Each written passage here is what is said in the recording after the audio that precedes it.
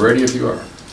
Thank you. Okay, this is the meeting of the Raleigh Conservation Commission on September 11th, 2012. This meeting of the Raleigh Conservation Commission is hereby called to order under authority of MGL Chapter 131, Section 40, the Town of Raleigh's Wetlands Protection Bylaw, and the Stormwater Management and Erosion Control Bylaw. I will now call the roll for attendance. Robert Carpenter. Here. Dave Delmonico is absent. Bob Garner. Here. Judy Keys. Here. Sam Stripe. Just in time. Kurt Turner. Here. And Doug Watson is absent this evening.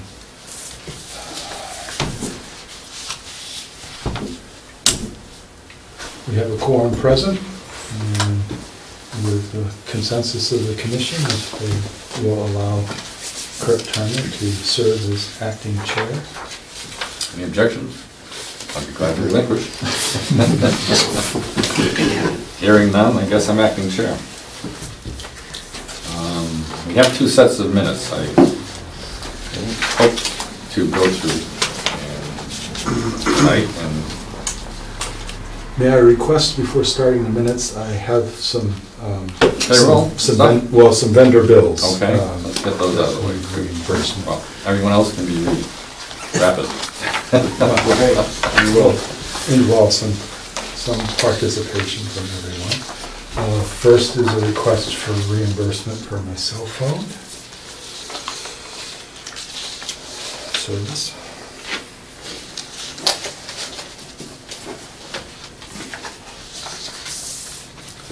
Yeah, that needs to go on for everyone. This, I just need your initials, so that is the invoice I got for my cell phone service.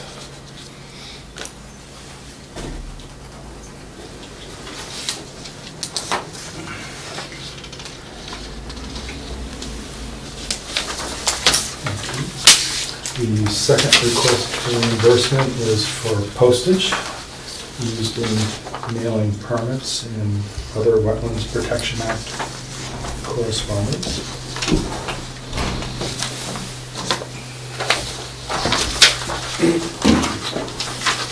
And then Kurt, for your review and initialing our two backup invoices or receipts for that. The record show that Mr. Delmonico has arrived.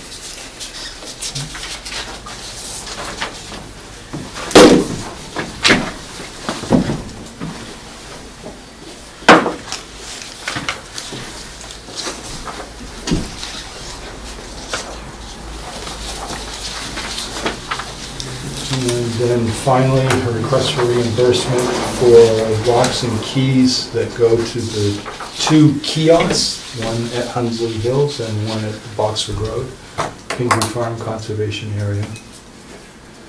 Can now get into those kiosks.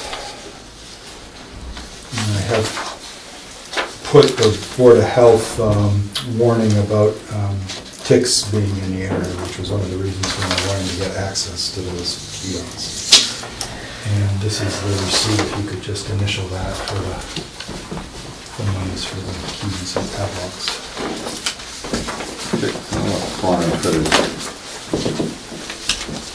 Anyone know why Raleigh isn't spraying, except in specific areas around the schools, as Triton sent out a message to everybody the other day. Seemed a little Well, only strange. because I happened to have a conversation with Frank Marciani today in that regards. He said that sampling had not come up with any specific incidences of mosquitoes with, at least with triple E anyway, and that the story in the news about Newbury, that sample was apparently on the Newburyport border and not in close proximity to Raleigh. So he said the Northeast Mosquito Control folks were only recommending treatment of the athletic field. So. Paper indicated that they were spraying the marshes in Raleigh along with everybody else from Ipswich north. They have been doing that too, yes. So it gets that critical area covered, and the school systems are having theirs done. And Brent said that the marsh mosquitoes don't carry. Right, Yeah. but they're still rather But they're Aggressive. tenacious. I mean, the salt marsh mosquitoes don't. salt marsh mosquitoes, yeah.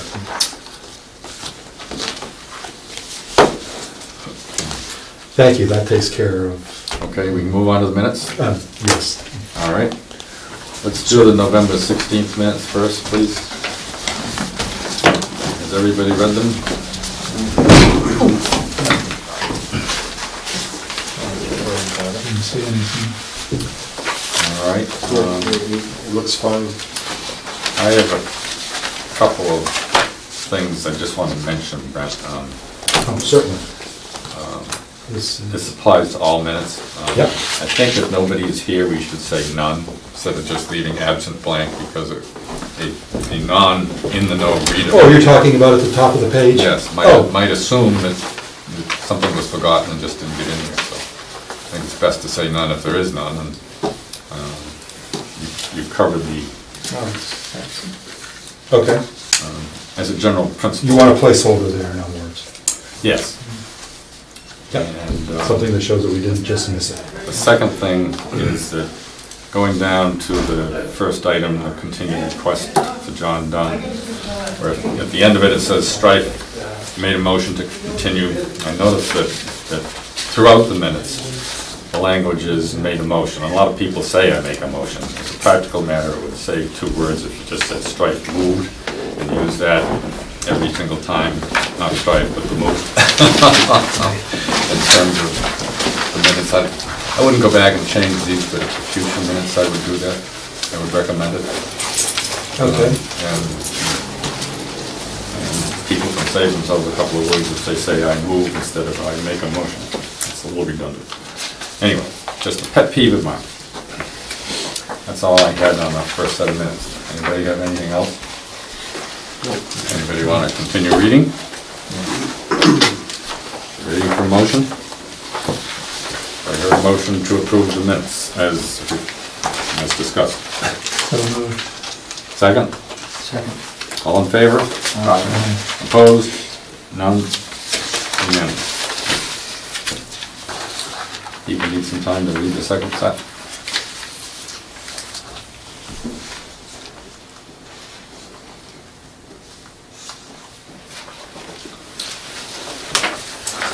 Take a little, Yes or no?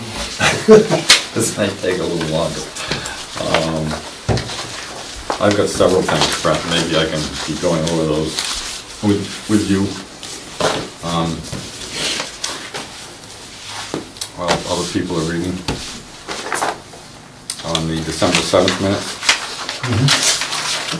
Under the first one, the emergency certificate, second, third line in, Mr. Warren, appeal, it should be appelled, and I can't give you the correct spelling, but Oh, spell check got I that. think it's A-P-P-E-L.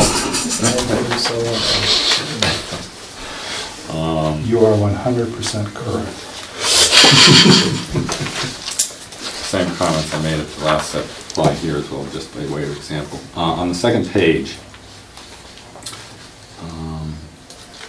the second line down, Yep. seems a little awkward to say near the town's minister's woodlot. I would recommend changing it to say the town-owned minister's woodlot. Actually, I don't believe that is owned by the town. It's, I actually believe it's in the ownership of the Congregational Church. Church owns it. As far as I know. Well, we hold, then let's we just hold the delete seal. the town. So I Makes just, it easy. I just cross off the word town. Yeah. That's what it's known as. And I know the next thing, the sentence starts with the Audubon. It It's should just be Mass Audubon. Okay, I decided to let that one go. Glad you picked up on it, though. No, I hadn't had a chance to really spell check this very carefully. think I made note of that in the email that I had completed this after Jean. Okay, the then left next, for the day. the next line down, next sentence. Instead of reading the plan is to possibly remove the structures, could we just say the plan may propose removal of? Certainly.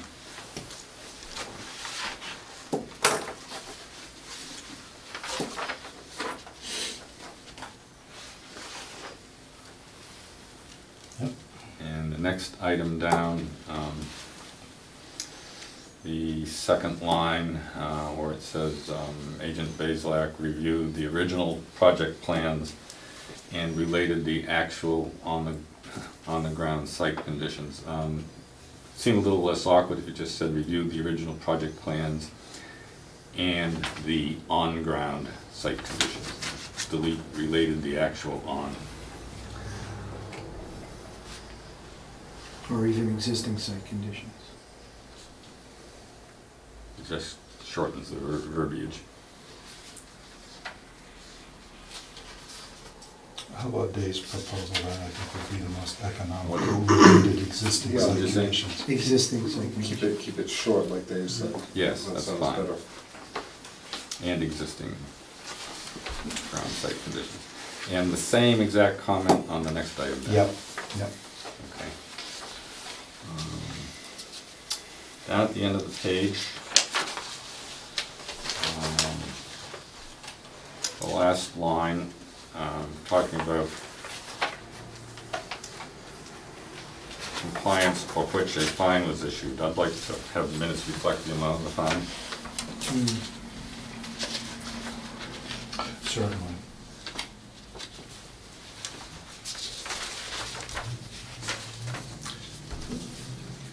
And that's all I have. Something in the neighborhood of $400 and some odd dollars, because it was 6 violations at $75 for the first area violation. $450 or $475. Do you have a file in which you keep a copy of all the fines we've levied, which aren't Well, many, which aren't many, but Each individual, they're all keyed to the location. So you have the backup? Yes. for it, but do you have Our a public records are all But it, location specific.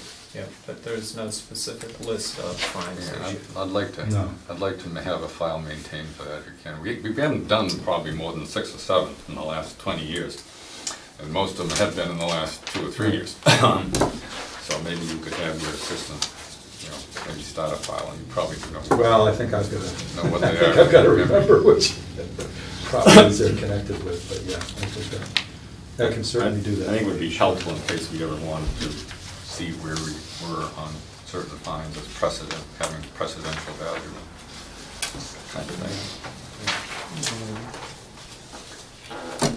Anyone else have any additional comments? Nope. No. Hearing none, do I have a motion to approve as revised? So moved. Second? Second. All in favor? Aye. All opposed? None, unanimous? When were these emailed out? Pardon? When were these emailed out? Today. Today, This afternoon? I think so. Yeah. Yes. Yeah, I didn't see it at work, that's, wanted to make sure my email at work was working, that's what I was asking. Okay, you ready for the first? Yeah, give me just a second. Sure.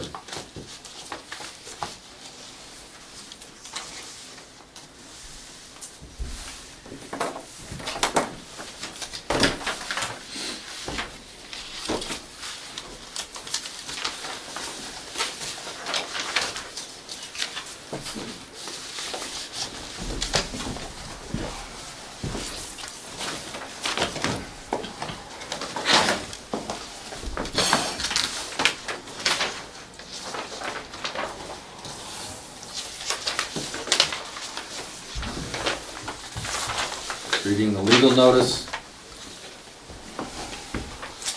In accordance with the Wetlands Protection Act, Massachusetts General Law 131, Section 40 is amended in the Town of Raleigh's Wetlands Protection Bylaw. A public meeting will be held on Tuesday, September 11, 2012 at 7:45 p.m. at the the room 5 of the Town Hall Annex at 39 Central Street to consider a request for determination of applicability application filed by Johannes Witt for proposed cutting and removal of mature white pine trees, possibly within the 100-foot buffer zone of bordering vegetated wetlands and a stream at 230 Weathersfield Street, map 23, parcel 14 in Rowley.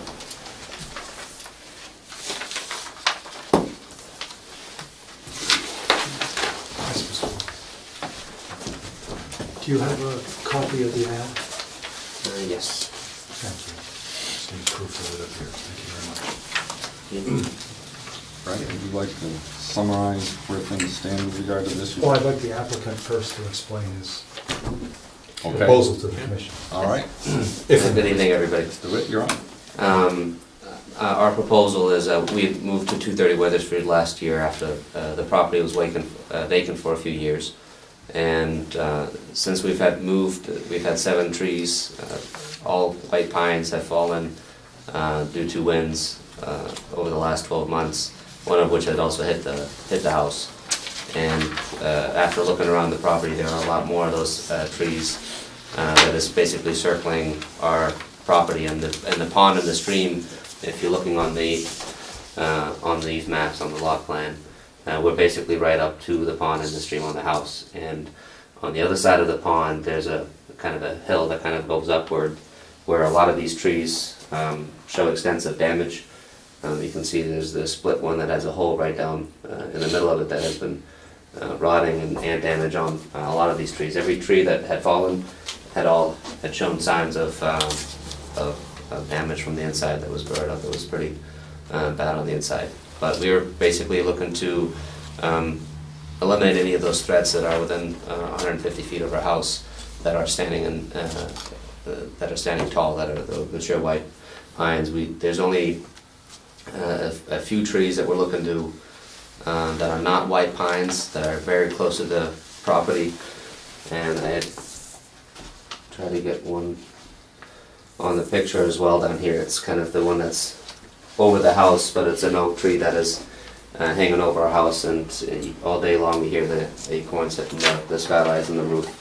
And then there's another oak tree that is hanging over towards our neighbor's home on this side of the property over here. That is kind of leaning pretty, has an unusual lean towards his home as well, that he had expressed concerns of that we would be looking to remove as well.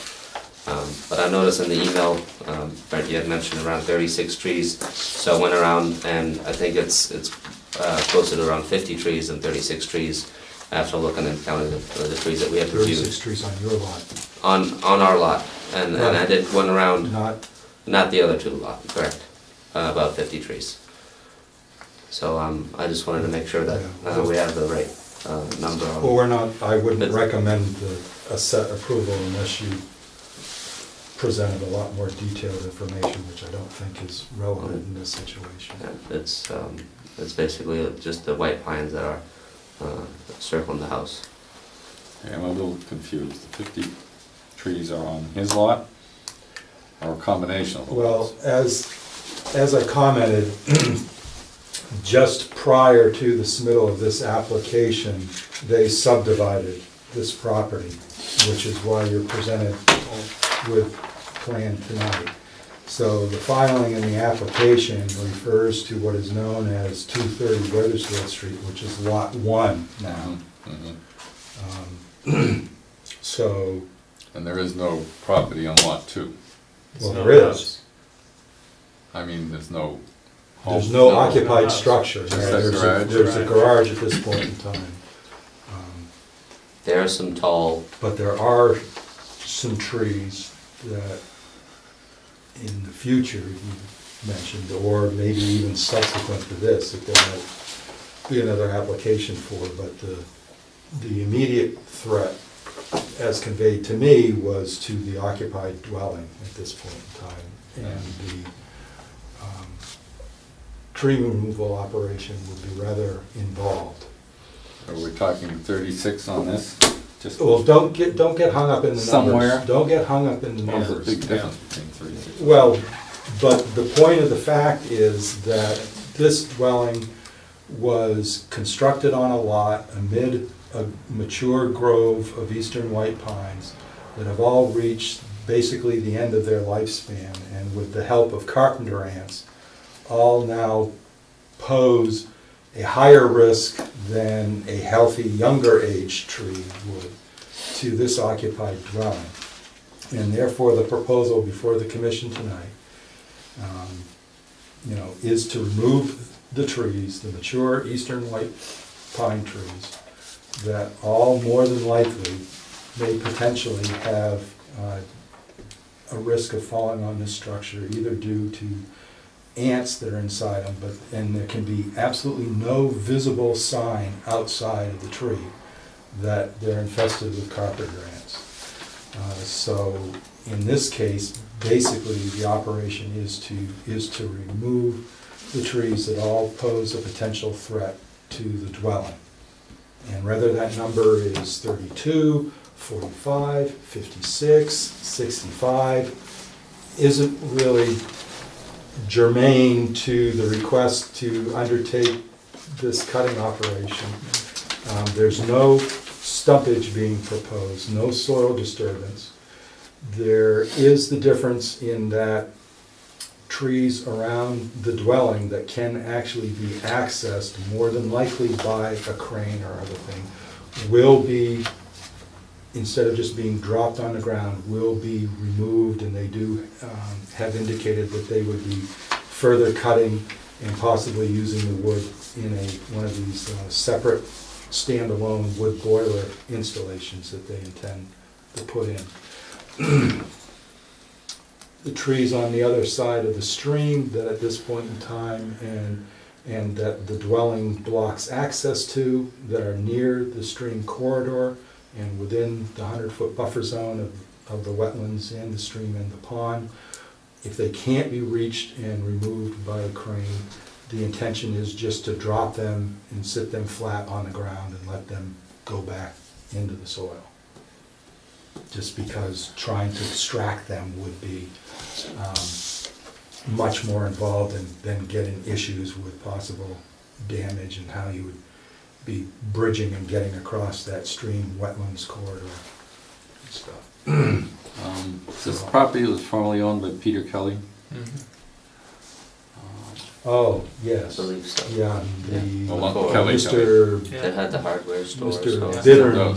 Bittner. Bittner. Mr. Bittner, the commission actually had some dealings with Mr. Bittner because we closed out, I think, the permit that Mr. Kelly had obtained for a replacement septic system, and we found that those things were still open before the property got sold to Mr. Bittner. I remember walking this property a long ways back when something was being done to the back of the house, put a deck on the back. Yes. Something like that, a long time ago. Is there a no-cut, no-disturb delineation from prior applications with regard to this property? Not that I found. Okay. Just curious. We would have...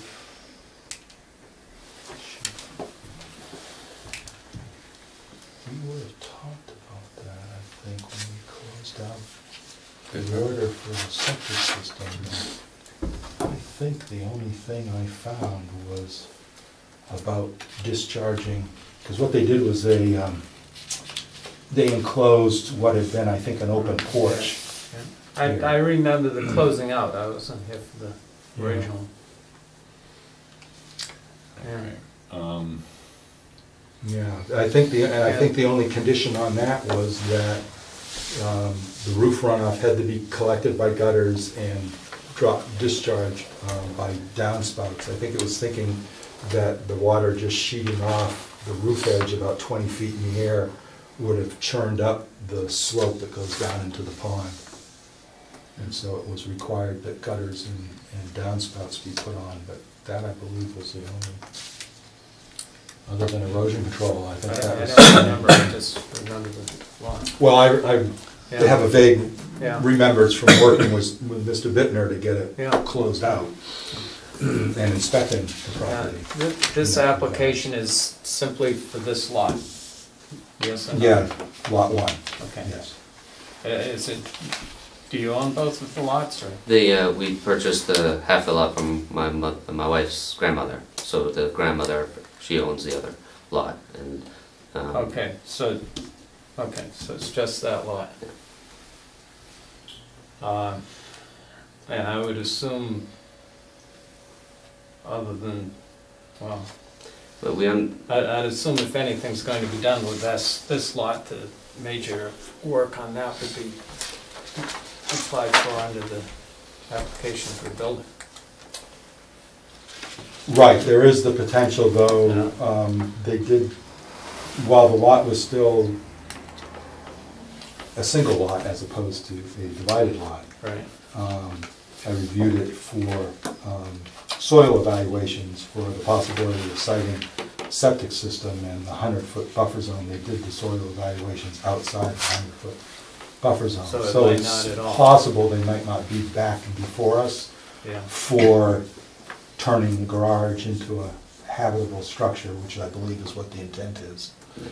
I'd have to find a suitable spot for a septic system, I assume. We probably did out here, I I guess. think there's one already there. Hmm? Is there another septic system with regard to the garage?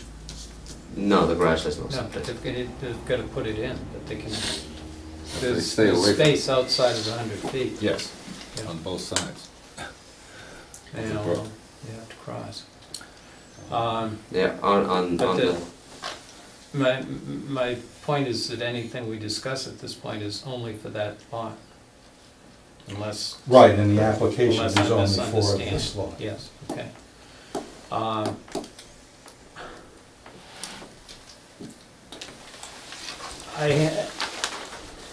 I don't understand the 150 feet. I understand the 150 feet from the standpoint of clearing land, but I don't understand it from the standpoint of protecting the house, because none of those trees are 150 feet tall. the only, I'm missing the 150-foot business. oh, I Yeah, mentioned it's that, wanted to clear the trees within 150 feet of the house. I think it's more across from the pond, across the river, because if it's an incline, and you're measuring a 100-foot buffer zone from the stream up, I'm just looking to make sure that, obviously, if there's an increase in topography, that's not measured as, you know, with the tall trees that are at the top of that ridge as well, that are 100, 120 feet tall. Well, That, as long as there's enough space for those, we're not looking to butcher the property and take out all these trees, and, I mean, we're looking to plant other hardwood trees and keep the oaks that are there and existing, but we just wanna make sure that we don't risk in having any other trees hit the home. yeah. And yeah. I think when Brett and I had walked, But my point truly is that I'd be hesitant to set a precedent of allowing trees cut within a buffer zone that are way distant from a house, based on the idea that they are close to the house, and not gonna hurt the house, no. then if we were to rephrase that to just be within the 100-foot buffer zone of the wetlands instead of the 150 from the home, Well, then, that's kind of what the application was. Actually,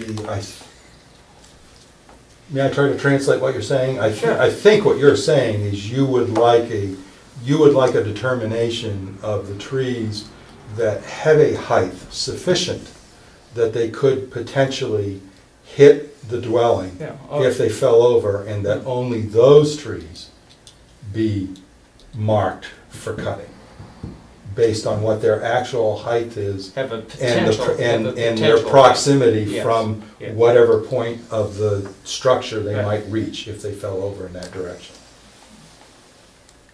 I was trying to put it in simple numbers, but that's my point, okay? And I mean, obviously,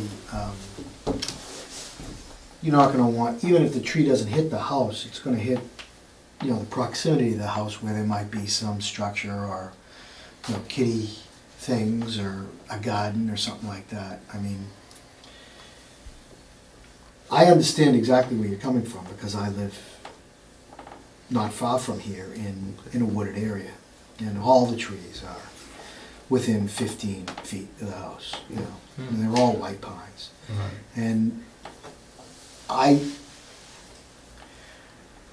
you know, not thinking of numbers or anything like that, obviously, the ones that are perched precariously in an area that could potentially cause damage are the ones that you're gonna target. I feel that that's exactly what you're gonna target, you're not gonna do anything more than that. And that's all you were really saying. Correct. How wide is the And- pond behind your house? It's maybe 20 feet, 20, 25 feet across. Yeah. It's an artificial impoundment created by a poured concrete dam that, whose head wall is probably, well, there is some accumulated silt and sediment behind it, but let's say if you put the flashboards in it, I think it could only hold maybe 4 to 5 feet of water behind it in a relatively confined basin, because basically the stream is flowing through sort of a ravine that's formed there. So that's, In the glacial material, so that's one of the aspects of why the tree clearing or tree cutting is proposed to go on the other side right, of the stream Understood. and up this you don't slope. want that dam to get damaged. Well, no, The well, dam's no, not- actually, it's the not- dam is very low. It's a And I non-functioning dam at this point, Oh, it is? because they cut around the whole outside of it. Before we moved in, the water was going around the outside of it. Yeah, You try to hook. the boats house in it. wasn't occupied through the 2006 Mother's Day event, nor through the 2010 event, and I believe the waters, flashboards weren't in anyway, but it was so much water that it did cut around and through the berm that finishes off the end of the poured concrete. Would you like some beavers? No. However, the bridge is another structure that you would want destroyed. I mean, But What may is I, it? may I, su- may I suggest You that wouldn't want there's, that destroyed either. No, we wouldn't. It's great. I mean, may I suggest that, first off, from my field inspection, I can definitely tell you that this is not, there is a clear and demonstrable risk and suspicion that these mature pine trees that are capable, with enough height, capable of reaching the dwelling, that is very reasonable to think that there is a risk and that this application for cutting is justified. We examined numerous shattered and split eastern white pine tree trunks of very recent vintage out there that showed, the base of the tree showed absolutely no signs that the inside had been visited by the ants and weakened. And so therefore, I would, say to the commission that as much, and you know me, as much as I like trees and would not be proposing to an expansive harvesting operation here, I think in this particular situation, this dwelling was located in what was already a mature grove of eastern white pine trees back in 1995 or the early 90s, whenever it was built. And that at this point in time, these trees are all reaching the end of their lifespan, and with the action of the carpenter ants on them, there are numerous examples of the trees toppling and falling over at all compass directions around this dwelling. And that this application is timely, I think, because nothing has happened at this point in time to actually damage significantly the structure or the occupants in it. But I think it is, aptly justified by the on-the-ground conditions. And certainly to, possibly add to the commission wanting to make sure that the decisions on each tree are reasonable and adequate, that we could certainly put into the conditions that there be a field verification of the trees that are actually going to be cut, just to make sure that their height is and their location is such that they do have a reasonable anticipation that if they snapped at the base right on the ground, that their full length would possibly reach the dwelling. I think that's a good suggestion. I have no problem with cutting trees. That's not the problem I have. The problem that my point is that I know the trees aren't 150 feet high. Well, That's, Yeah, yeah, but, all right. and, but if they're going to create damage to the house or the immediate adjacent areas to the house, I have no problem with that. I think that the idea of some type of confirmation of that is an excellent idea. You know, if they could be flagged with your, Kind sign off before they're cut. Yeah. I'd be a little generous with regard to anything that might wind up significantly in that pond as well. Yeah. Because you like to leave things where they fall, and I don't think we need carpenter ants marching across the pond on a Well- tree trunk, but. Well, actually, There- I did propose a condition in here about the trees, and not, where did I say it here? No dropping of tree trunks into the stream corridor, Right, right, or impeding flow, I think, but that's, said in there, so. which implies cutting down anything that might if they toppled over them. Can the existing? Well, but when they're cut, because they are being cut, a qualified and experienced, arborist will be able to drop the Right. trees where Yeah. they want to drop That's them understood. and keep them out of the stream corridor. Can the existing ones that are laying in there now, can we take those out as well? You know, the one that hit the house last year is still laying all the way across.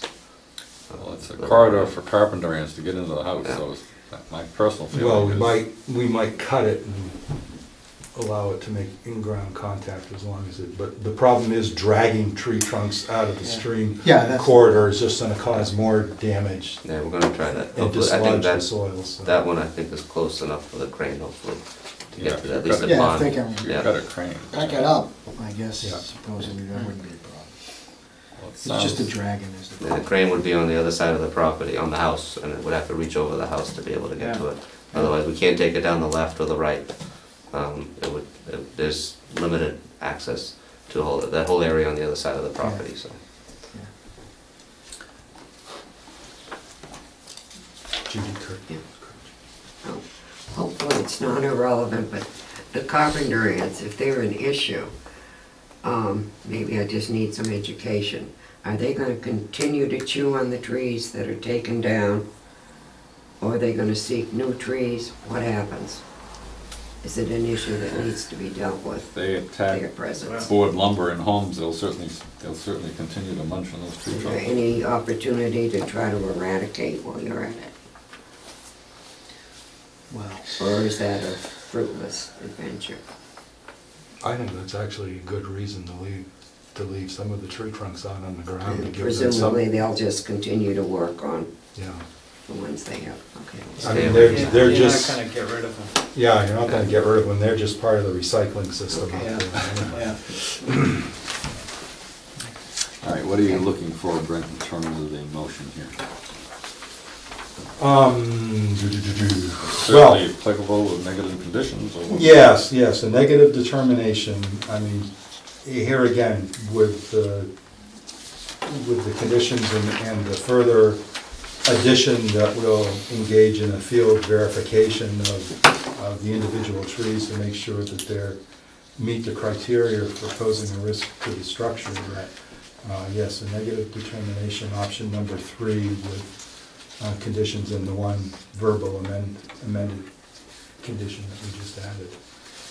Okay, before I ask for vote for that, I just want to clarify, that includes the 2 oaks he was talking about?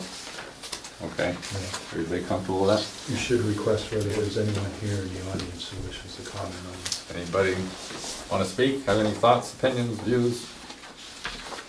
I have one question about this on the last part of the email with the 1 through 9. Yep. Are we voting on those as well? That Or those would be is, included? That would be. Because I had a couple of questions on some of those. So Sure, I don't know if that's- that's before you start voting on them. One of which was obviously the stumps from the trees. that we're cutting. I mean, we're looking to... Could you refer to the number condition 5. by its number? Number Okay. 5, condition number 5. Yep, Stumps from the cut trees will be left in place right. so as not to disturb the soil. Now, 95% of the trees, we are looking to leave the stumps in place, especially the ones on the other side of the pond. But there are some that are close to the house. The oak tree that's real close to the water, and anything that's very close in the immediate vicinity, actually I should probably point it out. Yeah, this one, these here, we're looking to not take the stumps out. Anything that we're taking out over here, we're not looking to take these stumps out. And there are these trees that are here, this one, and I think there's a couple of them that are here. Not all of these are pines. There are there's 3 tall trees that we're keeping in place. There's about 4 or 5 pines in here that we're looking to take the stumps out, but it's only probably a dozen stumps that are just in this vicinity on this side. So basically the front of The front of the house, because, I mean, this is where we have a lawn area we have here existing, and they're just sticking up in the middle of the lawn, and we're just looking to take those out, and I know that in motion number 7, it asks to, you know, if there's any holes or if any soil is disturbed, to refill it. We're obviously willing to just basically keep the terrain. Before we get to that, I think, Yes. I think Brent has in here that you can grind those stumps down, but I don't Right. think he's proposing ripping them out. No, and I understand that that grinding was an option as well. We had discussed that, but on some of them, we are looking to take the stumps out if possible.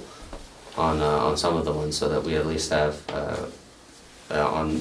only on this side at least a lawn area. This one is basically is already growing into the driveway, so we're looking to take that stump out as well. Brent, your thoughts on that?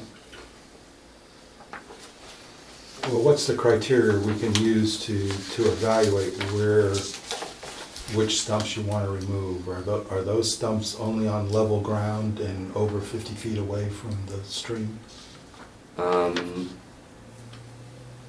They are on level ground, definitely, and 50 feet away from the stream. 50 feet or more? I think these over here would all qualify. I think there may be 2 or 3 of them here on this side of the house that would not.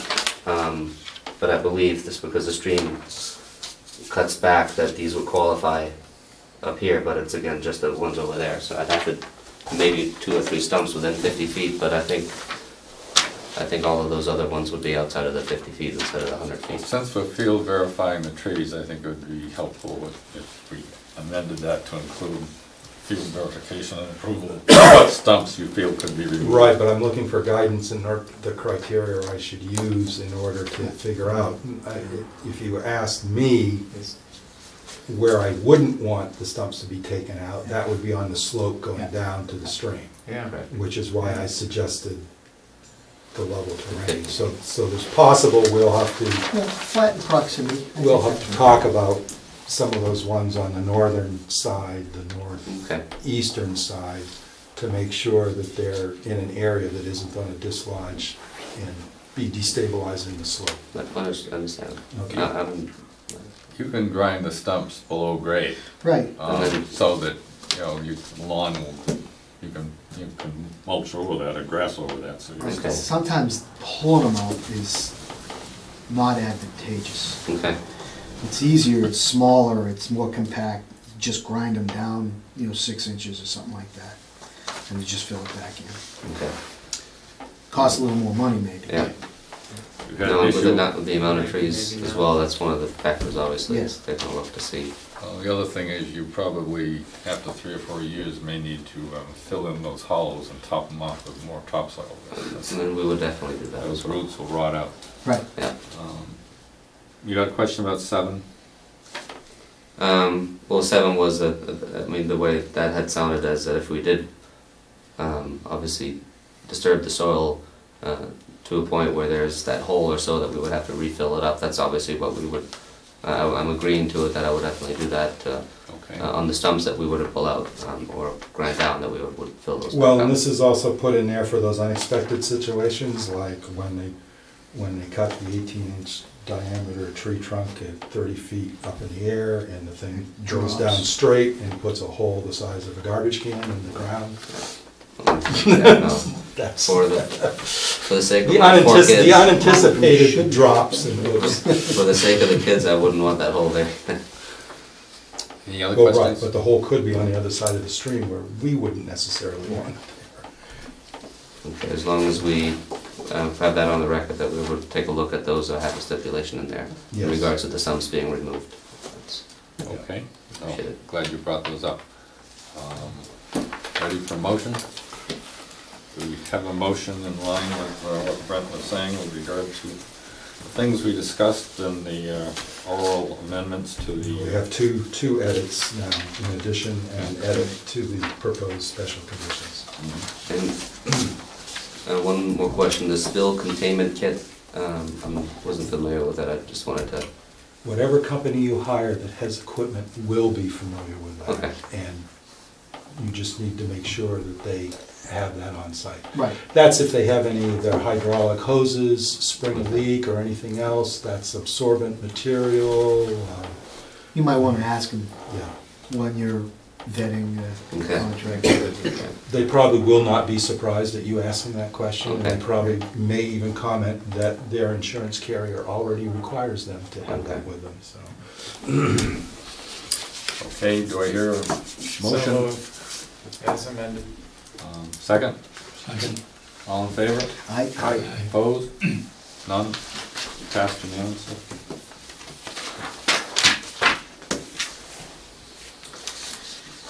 Thank you for coming in, Mr. Witt.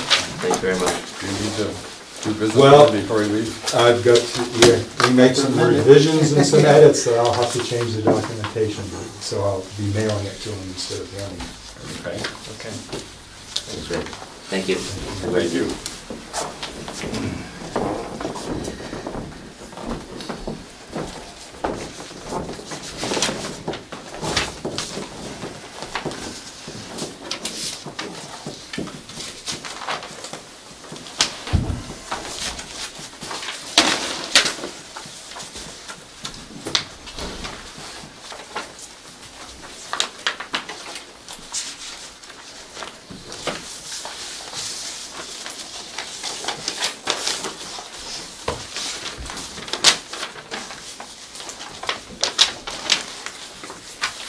You guys don't have any trees you want to take down, I assume? Already taken down, yeah. We're done with that part. I wasn't referring to those trees, I mean, out in your new place.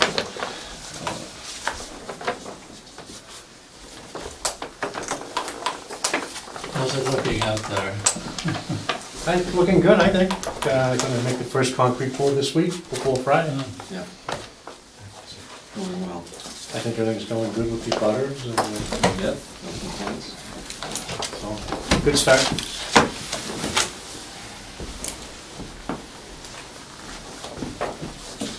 What, 16 months to go? 16 months to go, yeah. That's not too long. Much better than a bad Compared to start. most bridge projects.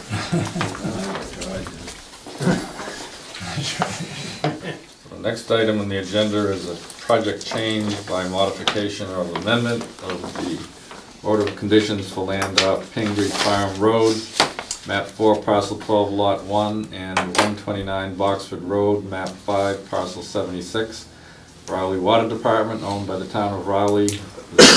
Proposed construction of a water treatment facility at well number 5 with water transmission pipeline to well number 3.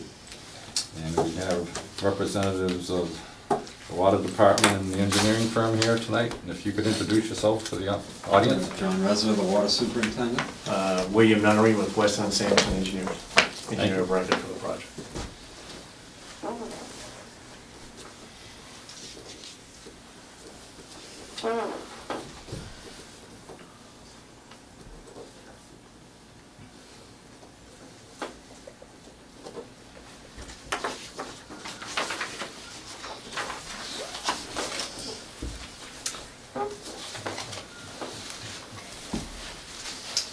How would you like to proceed with this, Brent?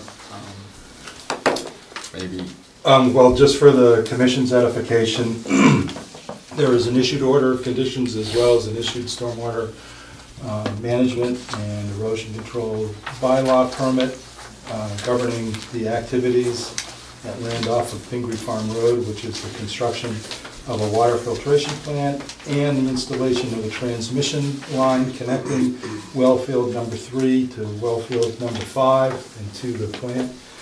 And I had a request for a meeting with Mr. Nunnery of Weston and Sampson and John Reza of the Raleigh Water Department in regards to the discussion in regards to a project change, specifically the methodology for putting in the transmission pipeline, which is going to, which was proposed to be subsurface between wellfield number 3, which is off of Boxwood Road at 129 Boxwood Road, and wellfield number 5, which is directly adjacent to the site where the filtration plant is being built off of Pingree Farm Road. And there is an issued order of conditions, as I mentioned, governing this activity. So this evening, the applicant and their representative are here to discuss with the commission as to whether this requested modification falls under the guidance of Wetlands Program Policy number 85-4, amended order of conditions, which stipulates that if a change is great enough to warrant either the filing of a new notice of intent or to be considered for an amendment to the order of conditions, such factors as whether the project purpose has changed, whether the scope of the project has increased, does the project change meet relevant performance standards, and whether the potential for adverse impacts to regulated resource areas has increased in regards to the project change. So that's kind of the guidance for the commission in regards to hearing the presentation being made tonight with the request for this change to directional drilling. Okay. Can we go ahead, John? Go ahead. Yep, I did bring 7 or 8 copies of the plan that was submitted with the original application and marked the revised pipe in red. If you want to kind of share them, I don't know if I brought enough for everybody. But I did bring 7 or 8 of them. In the original application, we proposed an 8-inch carrier pipe, which is the size of the pipe to carry water from well 3 to be treated at the new treatment plant. And we're crossing the Mill River, going from, the water will flow from the south side of the Mill River north to the new treatment plant. And in that, we actually did an alternative analysis on that river crossing and did, I think, 4 different alternatives. And discussed the various impacts of those alternatives, one of which was directional drilling. And at that time, for a myriad of reasons, we proposed to do what is a pipe ramming system, where on each side of the river, particularly starting on the north side, we would construct a sheet pit and excavate down approximately 35 feet, and then level ram a 24-inch steel carrier pipe under the river through the sediments to another sheeted pit on the other side, and then pull an 8-inch pipe through that 24-inch carrier pipe. And we had a detail here, we were going to fill it with sand, etc. The general contractor came to us very shortly after the bid was open with a proposal to do this by the directional drill method. The location of the pipeline and the size of the water carrier pipe is 8 inches. There's no change in the final product, if you will, of the size of pipeline or the location of the crossing. With a directional drill, the sheeted pits are no longer needed. So we wouldn't drive sheeting down, we wouldn't have the deep excavation on the high side. Part of the reason it's that deep is it's on a hill on the high side, so we could stage the equipment. And then on the other side, there's another sheeted pit to keep it from falling in. And that would be done by directional drill. And if you're not familiar with that technology, basically a hole is dug about 6 or 7 foot deep. A small pilot drill is done, 1.5, 2 inches, goes all the way across. That's computer controlled. They can actually move that drill head around. It's a directional drill. And if you see, assuming nothing is in the way, it would go in as a parabola arch. We would actually go down into the sediments, not quite as deep as the carrier pipe was, and they would actually in a directional drill, bring it back up again, and it'll just be a dug hole on the other side. So if all goes well from a construction impact point of view, it actually has a lot less construction impacts. The biggest being, from your point of view, sitting as the Conservation Commission, is with the sheeting and next to the river, we have a dewatering system. We have to keep water pressure off the bottom of that hole. We're many feet below the river, and we have to maintain a stable river bottom. So there's a lot of dewatering, putting in that sheeting pit, and the water has to go to siltation before it flows back into the river. So we won't drive the sheet. We wouldn't drive the sheeting. We won't have the dewatering operation. What we will have is, all things in life for balance, is as you drill the hole, you drill a 2-inch hole, then the driller will decide, but you'll put a 3-inch hole and a 4-inch hole, and you actually drill that space where we're going to slide the pipe in, getting up to probably about 10 inches at the end. And they use a drilling mud, a bentonite drilling mud, to hold the hole open as you go back. And it also pulls the soil cuttings back, and which is fine. On this type of project, we'll use what's called an NSF 61 certified drilling mud. That's what we use to drill potable water wells with. There's nothing toxic in the mud, and it's approved by DEP to do municipal drinking water wells. So we won't use a drilling mud with any additives in it, and it's actually certified to be used for drinking water, so there's no toxic issues in that. The issue with the drilling mud is the potential for what's called frack out, and that's really what the entire discussion was, and it was also in the original application, is that if the drilling mud is overpressurized during the drilling operation, or if we hit a completely quick condition in the river crossing, the drilling mud it's pressurized, it will take the least paths of resistance. Now, there's pressure monitoring in the drilling head and in the drilling equipment. So if you start to see a pressure change, you have to react very quickly, so we don't have what's called a frack out. But a frack out is a potential. And so there is that risk, if you will, as part of the means and method of construction associated with this. We've approached the driller, and we have included in the submission what's called, I think he calls it a frack mitigation plan, or how that would be responded to. So the first part of your frack mitigation plan is it's not to have a frack out. And we have a full-time resident on the job who knows what he's doing. And the driller wants to drill fast and pressurize, push the holes as fast as you can, and do as few drilling passes as possible. If it was feasible for them, they'd like to do a 2-inch and then a 10-inch. And then you would have a lot higher pressure on that. And here we have kind of ledge on the bottom, and then a sandy material, and then silt on the top. We want to drill through that sandy material. We can't drill through the ledge. So we'll have a full-time observer on site working for the Water Department, John Shatura, who Brett knows is a very capable and experienced construction inspector for us and a degree engineer, who will monitor the operation. And we've also had multiple discussions with the driller about the frack out issue. This driller has had one frack out in the past 8 years up in Maine. We were unable, Brent asked us to get a reference to talk to the environmental compliance officer during that. We were told that it's been so long ago they can't come up with the names, etc. That's what we're told. We have not been able to locate the actual report, so at least it wasn't infamous, so we wouldn't have been able to. And if he told us he didn't have any, I wouldn't have believed him. So, it's a very well qualified company. We will have a resident there monitoring that. If there is a frack out, the basic response is the first thing is you want to shut the drilling operation down immediately and depressurize the drilling operation. And then you use a vac truck to suck up any bentonite that had come up and got into the stream or the upper ends.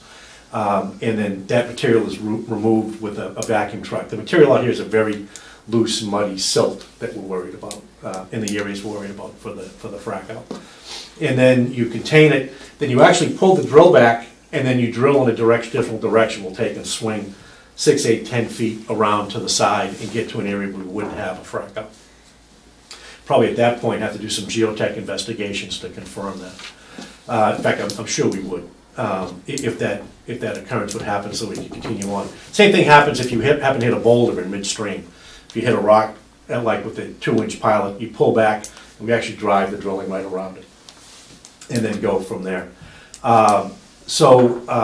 And there's also other mitigations measures. Brent's made it clear that if there is any damage to the area, this is an environmentally sensitive area, that there would have to be very quick restoration in kind, whatever that takes in the way of restoration in kind. If I think the main concern, it's not so much the silt material, which is relatively easy to replace, but if any of the wetland species were damaged as part of the reaction to the frack out, that there would be a responsibility to replace that all in time. And we expect that to be the frack out plan details and the restoration to be a condition of proceeding with this work. So in a nutshell, that's what we're proposing, is a change of means and methods. If everything goes well, it'll have substantially less environmental impact than the original method of construction. This method was in the original application and discussed actually with the conditions we're talking about now. I think the other thing we would ask is, in the order of conditions right now, there's a November 1st, is that right, Brent? November 1st cutoff date for working in this area? Mm-hmm. And we would ask that there be some flexibility in that date, so that if we carried over during drilling operations to November 10th or 15th or something like that. The areas are already cleared where the pits will go, where the pipes will be laid back. The pipeline, when it goes in, will be seamless. This is a HDPE pipe like you see for gas mains. It'll be continuously fused on the surface, and all just be pulled in one shot. The actual field construction time, beginning to end, should be 2.5 to 3 weeks. It's also a much shorter construction period in this area. The other methodology would have been months, probably 90 days by the time it all got across. And if we hit a boulder going with the other methodology that's too big for the ramming, we probably would have to increase the sheeting in order to be able to get that, and that would be really we don't anticipate that doing, but if we had to pull back there's other risks associated with the method we had that could result. Relocate. Yeah, relocating the pits would be a major issue if we had a problem with the ramming. So that's what our request is. Our request is that this work be considered as acceptable under the original order conditions. We understand that there's obviously a heightened risk, if you will, and a heightened need for how to put this monitoring during this operation. We're willing to accept conditions to that effect, and we would ask that some flexibility on the date. I think the November 1st was kind of arbitrary. I'm not aware of a specific reason for that. There really isn't anything seasonal that's impacted as part of this. Grass doesn't usually grow. But we're not doing anything with the grass here under the river, obviously, so. No, but that has to do with site stabilization. I meant with this crossing. It's like, Right. there's not a breeding or a migration of any type of fish or amphibians, et cetera, that would be impacted. So we want to be transparent in what we're doing out there. We felt this was a significant enough change that we should come back and, if you will, seek counsel and permission. We've had discussions with Brent where, he would obviously be involved in everything in this. The devil's in the details, and that we would do that and be open and flexible as we went about it, and if there were concerns, address them in the field as we go. With the goal being that this would go 2.5 weeks very smoothly. Nothing happens, everybody's happy, and we're done. But we wanted to be clear on what was being done here. Have you seen Brent's memorandum dated the 27th of August? When he talks about what you just talked about and also suggests the idea that there might be some soil borings done along the proposed route. Originally, the driller had talked about trying to get some additional information. We had borings made available from when the Wellfield 5 went in and some other testing wells that were down close into the area. He felt comfortable with that. And He that being whom? the drilling contractor. That work was being done for the drilling contractor's basis, and he felt, comfortable with the additional information that we had available, that he wasn't going to glean anymore versus disturbing going across that crossing and doing any more. When he puts in his 1.5-inch hole, he'll confirm everything else that he needs to confirm.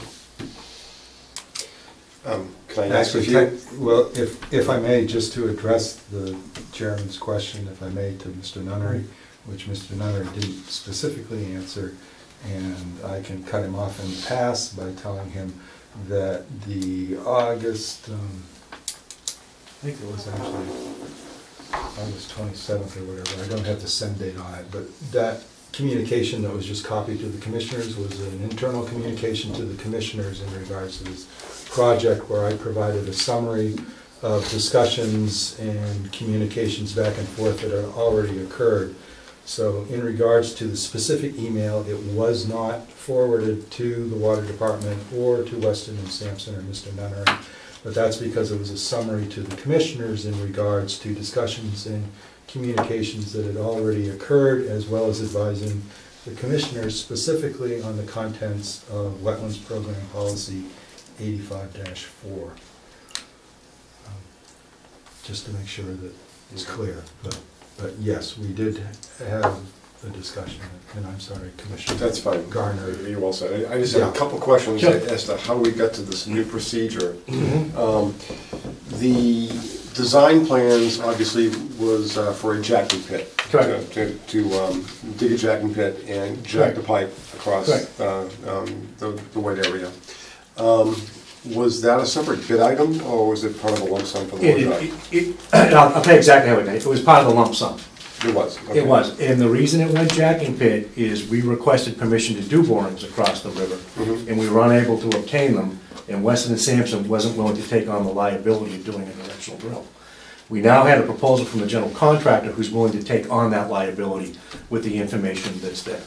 Okay, so the jacking pit was, well, the jacking was designed in this path, but you didn't have any geotech information? We do with the two jacking pits, that's all. We were allowed, those jacking pits are just outside your no disturb zones. Right, but you had nothing in between? Nothing in between. Yeah, okay, so it was kind of like a gamble, basically, you know, to get from point A to point B. Best engineering practice. Well, well, a straight line. Hopefully we're not good. gambling. Right. Well, actually, you've hit upon exactly the reason why I made the offer to Weston and Sampson and the water department to facilitate and seek out the ability to do some exploratory soil borings along that transverse. Right, well, I was So- just so that- asking so that why offer- there wasn't any to begin with, Right. and I realized that they probably had information at the two pit sites, but nothing in between. It probably wouldn't benefit anybody to do any more drilling to find out what's in between point A and point B. If the directional drilling is more economical, I assume?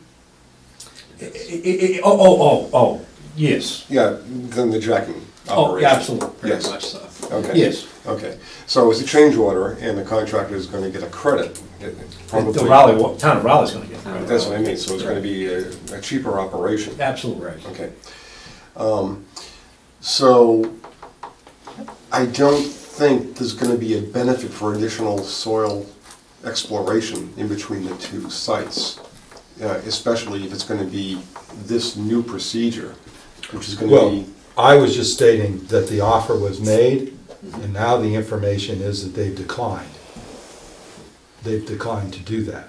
Right. Okay, right.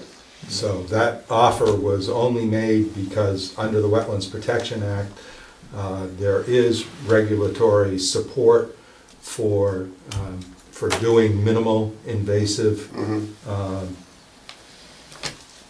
what's it called? Exploration in order to facilitate Yeah. engineering and design. You could just do some augers to see if you get refusal anywhere Right. along that path. Right, Yes. you know, it could be done in a, well, anyway, I made the offer to do the field work that could have possibly facilitated some soil exploration along that point, feeling that might contribute to reducing the risk of a frack out, since now that's the topic of discussion. That's the difference between doing the pipe ramming and doing the directional drilling. We've now, in this project, incurred a procedure that has a different risk involved with it than the pipe ramming. Right. Yes, yes. But I think that you could do a number of explorations to determine the profile or what you're going to encounter along this path. But I don't think you're going to get a good feel for, you're not going to reduce the risk of a frack out by doing explorations across this path, because you'll never get there's going to be so much. There's going to be so much of a percentage of what you don't know that's going to occur along this You path. can get very close to knowing exactly what's under there. But how are you going to know the makeup of the rock that's there? But I think Doesn't the matter. point Ground is penetrating that, radar would tell you whether it's gonna be an object that's gonna be something that's gonna be in the way. But is it fractured? Are you going to know whether it's fractured Well, or not? It still doesn't matter. They don't wanna hit anything like that. but I think the point is that they've accessed information that within the experience and the qualifications of this ETTI firm, that they believe they've got sufficient information that allows them to conduct the procedure within what they feel is They were comfortable enough with comfortable the first small hole. What they're really worried about is how much pressure they can apply Right. to the hole. And they feel by monitoring during that first, that'll tell them a lot more of what they want to Right. know. If you get a pressure reduction, a huge pressure reduction, Correct. you know something's wrong. That's right. They felt that was more beneficial than going out and doing basically driving in pipe, finding where the silt sand interface is. They're not so much worried about ledge or boulder, to be honest with you. Right. That's pretty easy for them. Right. And the ramming, that's very important, but the other, they're not worried about, they're more worried about that interface. They really want to know more about what the drilling pressure is, Yeah. et cetera. So, Or a mixed phase. yes. A mixed phase condition. Correct. Yeah.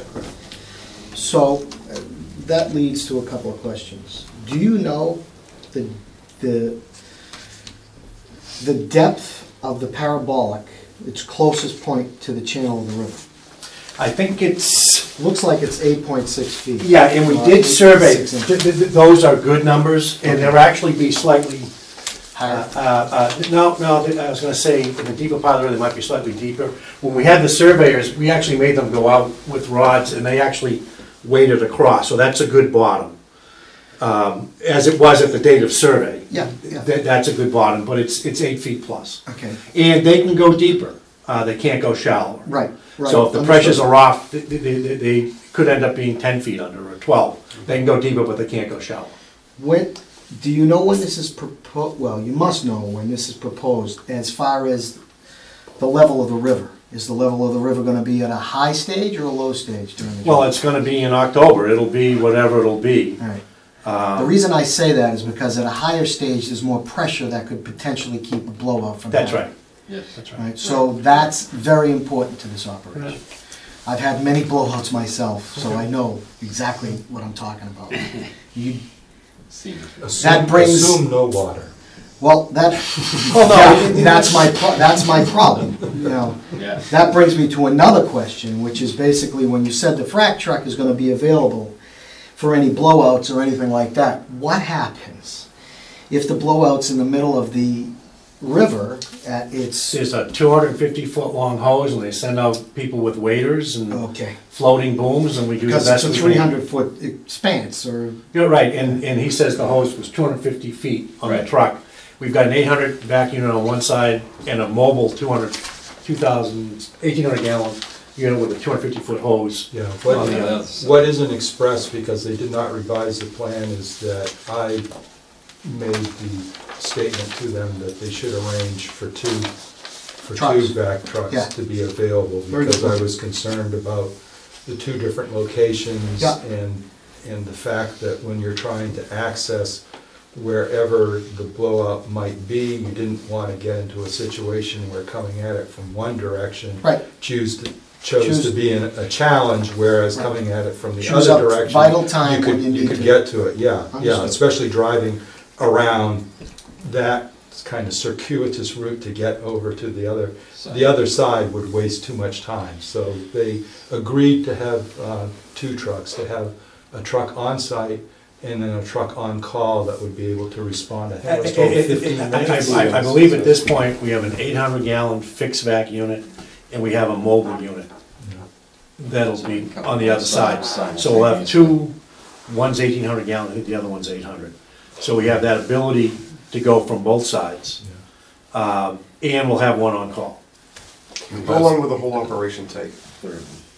About, once the first hole goes in? For the entire directional drilling? Everything goes all about 2 weeks. About 2 weeks, About okay. 2 weeks. You'll have staff on hand to be able to, you know, spring into action to put those hoses out if. Yes. Yeah. Yep. What's the mean average height of the river at that area? This is a backwater at this point. I think on the plans we have it. Not now, but what's, you must have a mean annual Yes. average figure. Yeah, it's on the plans. And- I forget what it Elevation is. It's not very 66 and deep. elevation 63, Right. low. Well, assuming that it's a lot lower than that now because of the drought. And if those conditions persist, can you reduce your pressure in terms of doing this depending on the depth of the river so that you just don't go on, you know, full speed ahead as if it were normal conditions to minimize the risk of that kind of a upward blow up? There's a, It might take a little day or two longer, but Right. it seems to me it'd be a reasonable mitigation factor.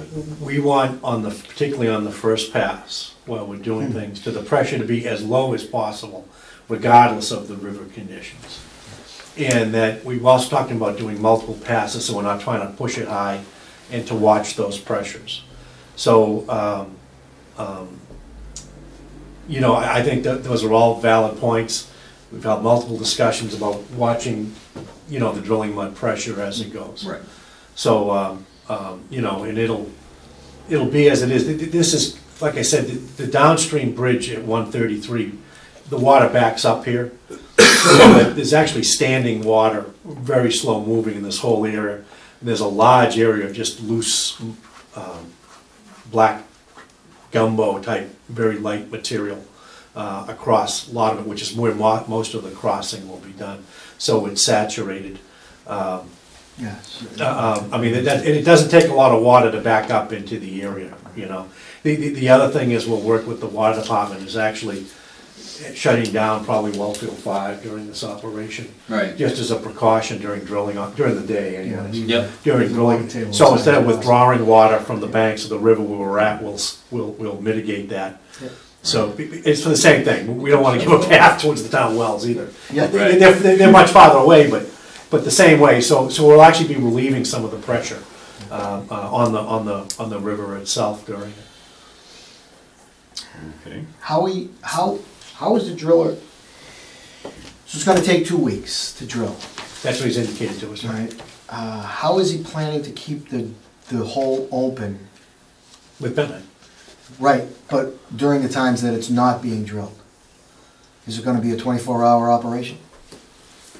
I didn't ask that. The ones I've seen before aren't, that the hole's left with mud and non-pressurized. We're starting way above the river level. Yep, yep. So it's just left, Head pressure of it just left, the main thing is that he pumps and he cleans all the All the cuttings. cuttings out of the hole. Right, and the slurry just goes down and stays in the hole, Yeah. you know, to keep it open, Yep. and just by Yeah. pressure. The That's only a static problem- operation. Right, the only problem I have with that, and there's really no other way, but I just wanted to hear how you're gonna say it, is in the off times, the off operation times, when nobody's there, and this happens, it's actually happened to me, where even though it's under pressure, it's minimal pressure, there could still have been something that has weakened from the drilling. Mhm. Or seeped.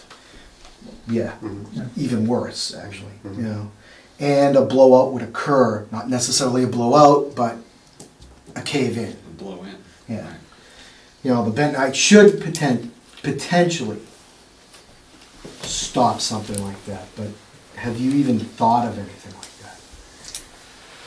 Well, I'm sure Or these even guys thinking have. of asking the driller? Well, we can ask him how to monitor that Right. and do whatever. I don't know how you would It's- sense that. I don't even know how you'd know the next, You don't until the next morning. Yeah, as I say, Yeah, the only way you're gonna find that out is when you start trying to build the pressure up to Right, when whatever you the build up the operational pressure the pressure next is, day. and you notice that you keep having to pressurize. Well, so the Well, then easiest you've got the way- path there. Right, the easiest way The- to the prevent most- something like that is just go deeper. Correct. Right. Yep. Yeah. I'm trying to get a better idea of the time frame. You said 2 weeks, but of course, a lot of that is the prep time for the 2 pits at both ends, right? 2 weeks is what the drilling contractor told us, and I'm sure he's being conservative. Right. And we were really beating up on him about, the problems we've had with these type of things is when we felt the driller was pushing the hole to our, Right. and, because he's trying to make production. Well, that's when the blowouts. Yeah, yeah, and so, you know, that was But in his, this case, that was his outside time. we Right. put the You know, I'm liability sure on the driller. if he can finish it in 1 week, he'll be out of it. You know, I'm trying to distinguish between the prep time, the setup time, and the actual drilling time. I thought wouldn't be 2 weeks, right? It would be something, Unless something goes wrong, I would expect the drilling and the pipe installation would be 5 to 6 days. Yeah. But, for 300 feet. yeah, Okay. Right. depending on how fast he goes, I mean, Mhm. if a guy really wanted to push this, he'd be done in 5 or less. Sure. Okay. So, and, you know, and you may also be giving us a time for coming back and changing course one time, Mhm. you know. Right. That's possible. So Speeding the actual speeding drilling up, time could be 5 days. Yep. speeding up when pressing to complete it faster implies or suggests use of increased pressure as opposed to extra, you know, We do want to Time. incentivize him on a time frame. We want it to be done and watch that pressure and be slow. We don't want to how are you going incentivize. to incentivize him to do that? At this point, He's bearing all the liability. he's bearing the liability costs. Said, And we'll be That's- watching, that means cleanup, watching the stuff environmental and, restoration, everything. correct. And so, you know, in a general bid situation, somebody figures 5 days field time, they gotta get it done, blah, blah, blah. And the So- liability is what? That he's faced with? The cleanup and the restoration, All of it. and other costs associated. Anything No. concerned with any problem with that Right. crossing is He- his, He's accepting that he's accepting responsibility. that Absolutely, responsibility. absolutely. I'm uncomfortable with it. May I ask Well, a question in that A- regard? a- As far as the Raleigh Conservation Commission goes, the Raleigh Water Department is responsible for Oh, that. yeah, I mean, They hold the there's permit. levels, you know, it starts Right. with Right. with the drilling contractor. depends on It goes how- to the general contractor and then to us ultimately. Right. So there's 3 levels of liability Right. response. But for the Conservation Commission's purposes, it's the Raleigh Water. Oh, yeah, and the finality. Sure. Well, it's, Well, does this drilling company have the assets or the resources Yeah, it's- Oh, sure. that are yeah. capable I of mean, if you- being, Sure. well, If you look that at may their- be, but their I don't wanna quality- have to wait a month for approval through some, you Oh, know, no. carrier or something like that. No, for- on a project like this, where and I've been involved in projects like this, if there's a problem, we have the authority to remove them from the site, we will direct the general to bring somebody in. Something like this, we don't fool around. Well, that's- It that's just what I- creates a bigger mess. Now, we'll try to get the contractor to take action. If he doesn't, we notify the bonding company, we'll do what has to be done here to move on. Something like this, we don't mess around. Right, so the- But we know who the contractor is. His contracts, particularly with the gas company, are excellent. The insurance coverage, the experience level is all very, very good. I mean, there's a real comfort, you know who you're dealing with. Right. Oh, yeah. And Well, I'm and- sure and you've done how your we're due doing. diligence about his bonding Right. capacity Right. and his, and the insurance certificate that he's providing to do this, right? Correct. Right. And his coverage, okay. Correct. well, that didn't do British Petroleum any good in the Gulf disaster down there, when the risk was on the contractor, and I guess, you know, I can get exercise, and I'm getting exercise, but I would prefer that you folks put a monitor on the drilling operation, the contractor, and monitor his pressures as he goes along, so that he. As I said, we have a man That there would be full-time nice. during his Yeah. But operation. does he have the power to control and to stop and to mitigate or to modify the drilling pressures? We have the authority to stop work on the project. We don't have the authority to run the contractor's equipment. We have I the authority to understand, I immediately stop understand the that, equipment. but I think you folks need to know, you know, whether you've got a happy-go-lucky guy who's No, no. damming in torpedoes and complete this in 3 days, and if he, you know, like he'll accept the risks of cleaning up the blowouts. And that's why I said, it's John I don't see Shakur is that at all. on-site full-time, has been. So he Engineer. knows about reading the pressure gauges He or knows whatever it all is. about the pressure gauges, we'll go through the SOPs, et cetera.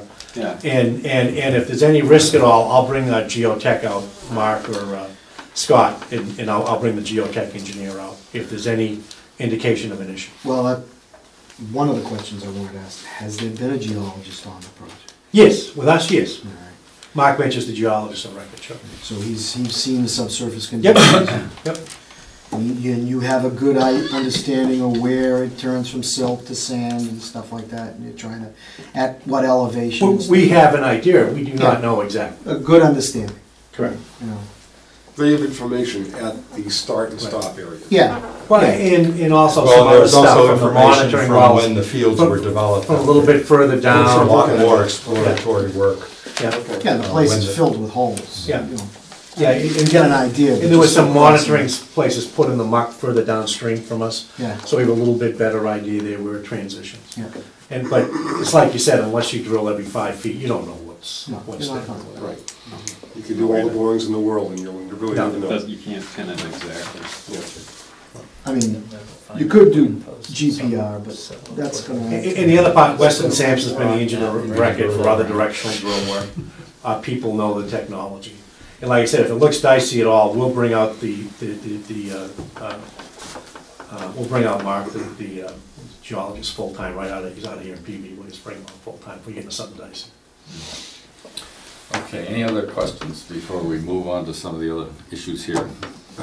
Well, just one comment, you know, I've read through the contingency plan that the driller has provided, and it looks, you know, very well thought out. Obviously, I think there's some notes about regulatory agencies being notified. Obviously, we're gonna be one of those people to be notified in case something does happen. So I wanna make sure that, we are notified in case there's an issue. Right, and this also becomes a spill at that point, DEP, everybody else, yeah, but, and I suspect, we have a good relationship with Brent. Brent will know when we're starting, what's going on. Okay. And I assume we'll drop in from time to time during this time period. Oh, yeah. I think it would be fascinating for us, some of us, to witness the beginning of this operation. Yeah, I mean, I'd be willing to do that if you need me to do so. Well, in the memorandum that Brent wrote to us, he asked several policy questions that would appear within our jurisdiction. And one is whether the change proposed here is great enough to warrant the filing of a new notice of intent, or can it be considered an amendment or a minor modification. I don't personally feel that a new notice of intent is required, and I think we've discussed this issue pretty thoroughly, and that we could accept this as a modification. I don't know that I'd call it minor, but Brent, do you have a thought on this? Well, and again, in terms of the suggested policy,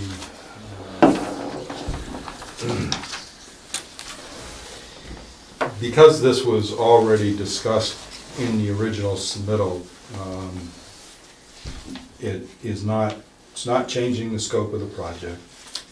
It's not changing any of the relevant resource areas that the project had a potential to impact, because it's in exactly the same pathway that was originally proposed.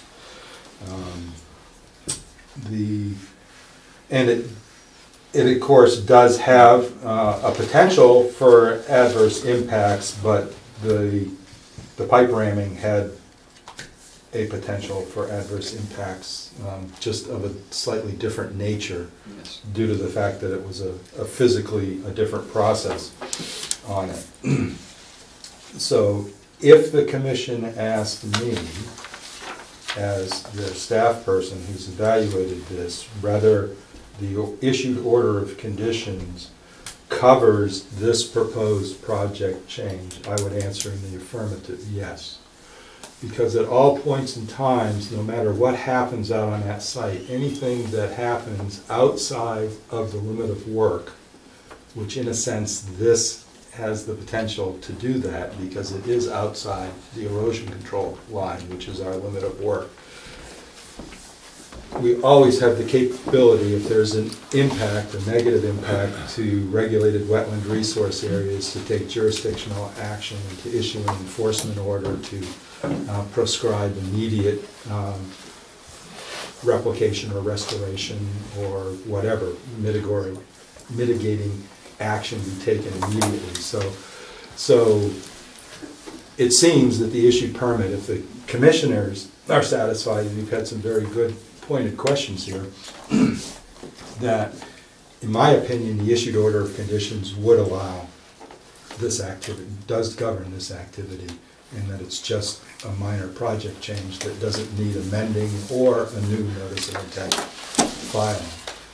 There is one thing I would like to comment on, though, and that is that I made the suggestion, and I don't know if it was actually evaluated in the spirit it was offered. I made the suggestion that snowshoes be available, and the response was that they would have hip waders. And I respectfully, from experience, suggest that you should look at the snowshoes suggestion, because the muck that is in that emergent wetlands across there has a great ability, especially if you are in hip waders or whatever, to form a suction as you go down into it, and you can't get out of that unless you've been smart enough to bring a tile shovel or something with you to break the suction. In a salt So wash for hours like that. it's very nice to be dry, but I'll tell you, you can be totally immobilized if you only rely upon hip That's no waders. news to the water department. So, Mobilized. having been in some of those Many mucks and times. oozes myself, Oh, yeah. I agree. would again make a serious suggestion that snowshoes or other type of load dispersing broad footwear Spread the load. be considered for the person who has to drag the hose out there Hose to out, possibly, because if they hit some of that unconsolidated muck, yeah, the hip waders will keep them dry, but I'll guarantee you they won't be moving an inch once they, Right, you're once gonna they blow sink that down. 15-minute limit there that you put down in the plan. Tennis You're rackets. never gonna get there. Yeah. Yeah, tennis rackets strapped to your boots or something. Well, I But think that we- was the reason that suggestion was Oh, I offered. agree. It's- I We've know had the a feeling. pretty fulsome discussion here of the issue, and we appreciate your sharing your thoughts and your perspectives and your experience on this, and the experience of the commissioners that are qualified to be knowledgeable in this area. And certainly think it's been helpful and useful, and I think sounds like we can go ahead with all of this matter on the table with regard to the matters we discussed and the directions that you're pointing in and your assurances. And I don't know that any further action at this point is needed by us, but as you say, Brent, No, actually, I would recommend that the commission consider taking the vote. okay. If there's no further commentary from any public input. Do we need anything on the November 1st date? Well, we'll have a sideline discussion about that, because you need I just to make, finished I believe the order of conditions says to make a written request. Okay. I think. Oh, all right. Yeah, So, we can do that. But I would suggest that the commission entertain a motion this evening specifically saying, after due consideration and submit all the information, that they deem this project change to be minor in nature and not in need of either amending nor the submittal of a new notice of intent. As discussed. Do I have a motion to that effect? So moved. Second? Second. All in favor? Aye. Opposed? None? It's unanimous? Thank you. Thank you very much for your time. Can I just compliment Mr. Nunnery on his very lucid explanation? Because I feel I fully understand what you're doing, and often I don't. Well, and that was the I purpose think- of tonight's meeting. We wanted to be very transparent with everybody. You We did appreciate that. a beautiful job in my mind. Quick question, drawn by RWS Vicksburg. Yep, Tell him I said hello. I will. Thank you very much. Thank you. Thank you. Good job, Mel.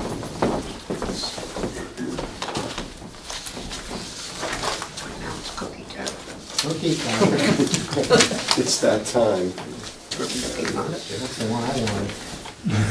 I'm just wondering, are these I already Dr. had one, but Carpenter I don't answers or think regular that's Carpenter all. answers? It's Mr. Marsh, the property owner for 245 Newbury Road, is here in attendance.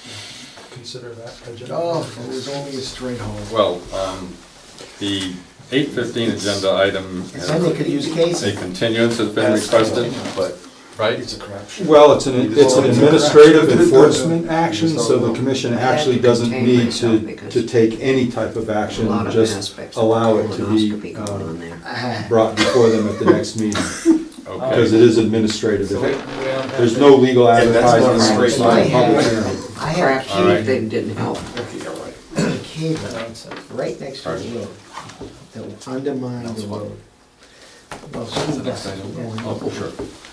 The next morning when I came in, there was a huge hole you could walk So, in. No, it stayed bridged. Cookie time is over. All gone. No, you can still eat your cookie. I'm just calling the commission to attention here to the next item, which is, so it was scheduled for 8:30 PM. We've gone beyond that time. However, we appreciate the Marshes waiting. I assume you're the Marshes? And hope it hasn't been boring. This is with regard to a notice of violation for 245 Newbury Road, map 1, parcel 27, Thomas L. Marsh. Unpermitted construction of a concrete retaining wall and earth disturbance with placement of fill within the 100-foot buffer zone of an intermittent stream and bordering vegetated wetlands from a 1998 delineation, Sorry. and failure to implement proper erosion controls. Brent, how would you like to proceed? Well, the commission, I believe, has before them a copy of the notice of violation letter, which I think you probably basically just read the salient facts of that. Mr. Marsh is here this evening, and I met Mr. Marsh on his property at the site on September 5th and confirmed that the closest edge of the disturbance of the new work, which includes some subsurface chambers for infiltrating roof runoff, was within 46 feet of the defined edge of channel of the intermittent stream. This intermittent stream is jurisdictional. There are bordering vegetated wetlands to the northeast side of Newbury Road, so this intermittent stream, even though it doesn't carry water throughout the year, because it does connect bordering vegetated wetlands, is jurisdictional under the Wetlands Protection Act and the Town of Raleigh's Wetlands Protection Bylaw. And there is, Mr. Marsh admits to constructing concrete retaining wall. I'm assuming it's reinforced, and also depositing fill and doing some excavation for putting the infiltration chambers in to conduct his roof runoff in. So he is here this evening to to discuss this proposed project, and basically I guess in summation, it appears the decision before the commission is whether Mr. Marsh should do an after-the-fact filing of a request to determine applicability in regards to the regulations within the Wetlands Protection Act governing what's called minor activities for single-family residences.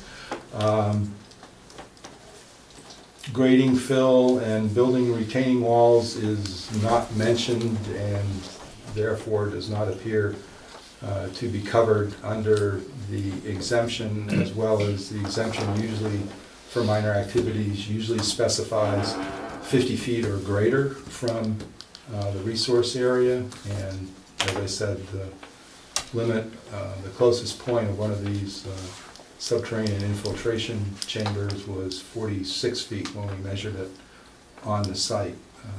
So it appears the work has occurred within a regulated area and is of a nature that if asked ahead of time, I would have advised the property owner to file a request to determine applicability for it. Could I add, excuse me, could I add some color to that?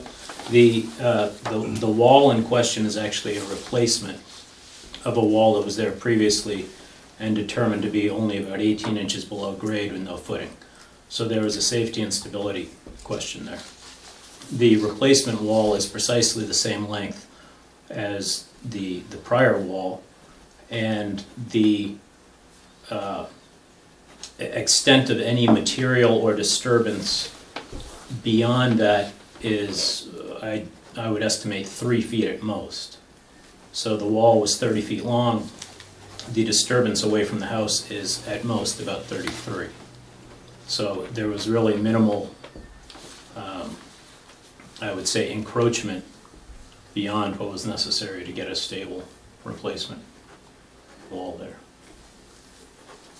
And at Mr. Bazelak's request, I was very speedy, I believe, in my deployment of the erosion control, using a TerraTube product which is superior to the straw wattle which he recommended.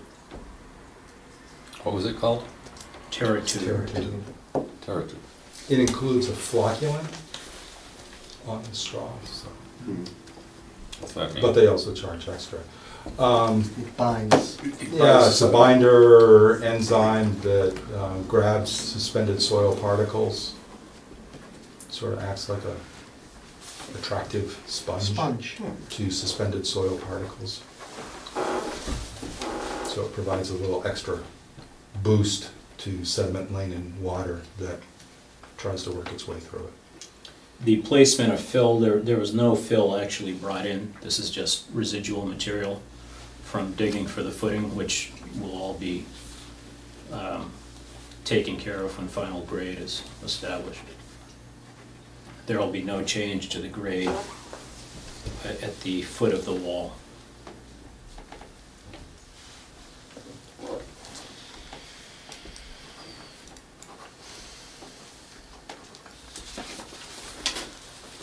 Do you have a recommendation, Brent, as to what you would prefer or like to have to the commission more specifically than what you've generalized?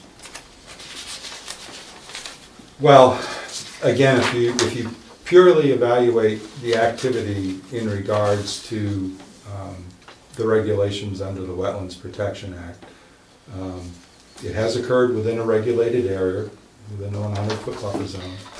It is not covered under 310 CMR 10.021 sub A through E, which is considered the minor activities section. It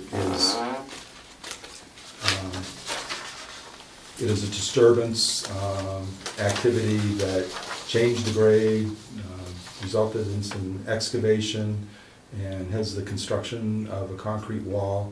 And again, not saying that that wasn't an appropriate project to conduct in that location.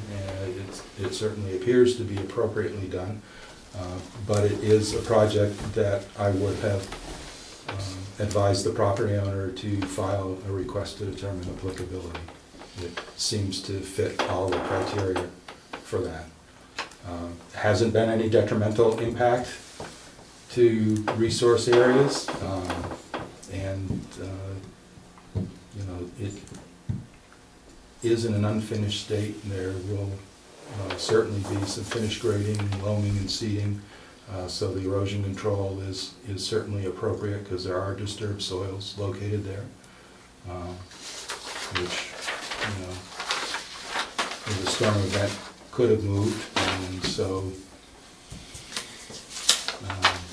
looking at purely the aspects of the project, I would suggest filing of a request to determine applicability. Commissioners have any viewpoints? Just a quick question. What's the status of the project? It's like half complete now, or is it work in progress? Is that what's happening? Finished grading, loaming, seeding. That's what remains at this point? Yeah. Okay. But at this point, I can't continue with that, given the notification from Right. Mr. Basley. Right, right. I'm confused about one thing. Did you say there was a grade change? No, I didn't make any reference. I just said that there had been excavation done, and it appeared that fill had been placed. Whether that, I was making no references to whether fill had come from off-site or just been reconfigured on-site, and wasn't making any presumptions about what finish grades, whether they'd be different or not, but just that there had been work activity within the regulated area. Are you satisfied or comfortable, might be a better word, with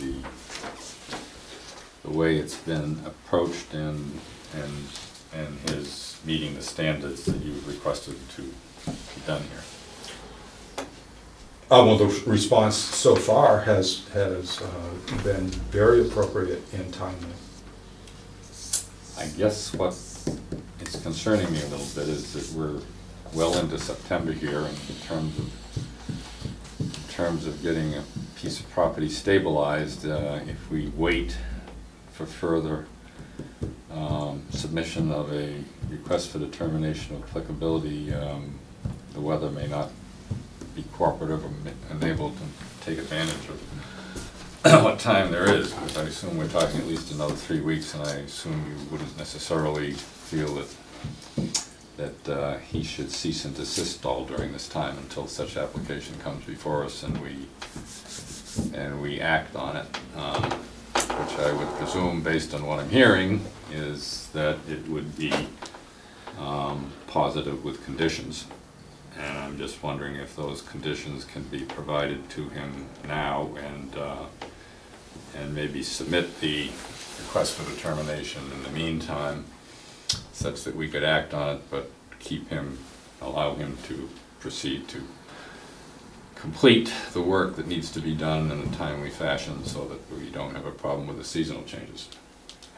Throw that out see how if you're comfortable with that. Can I just pop in and Absolutely. say I'm not really feeling that going to October 2nd,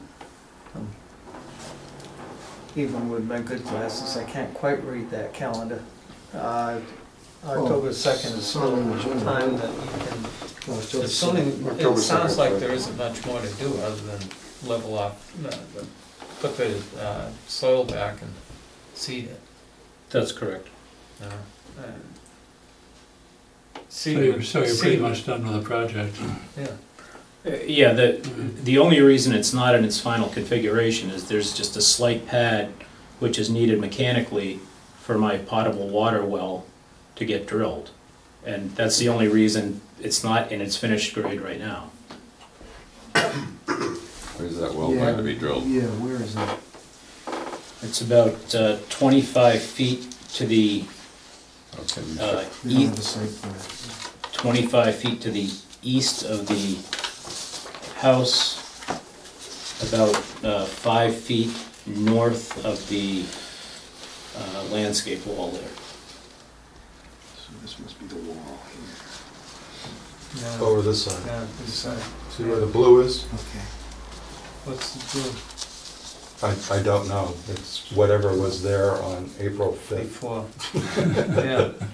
2012.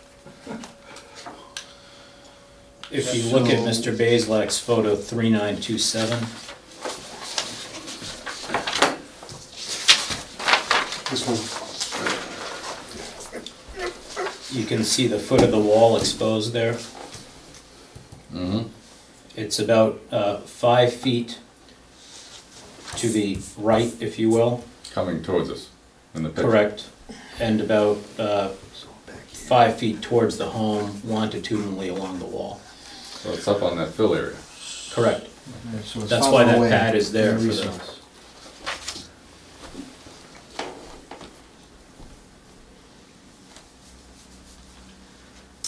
Thoughts, comments?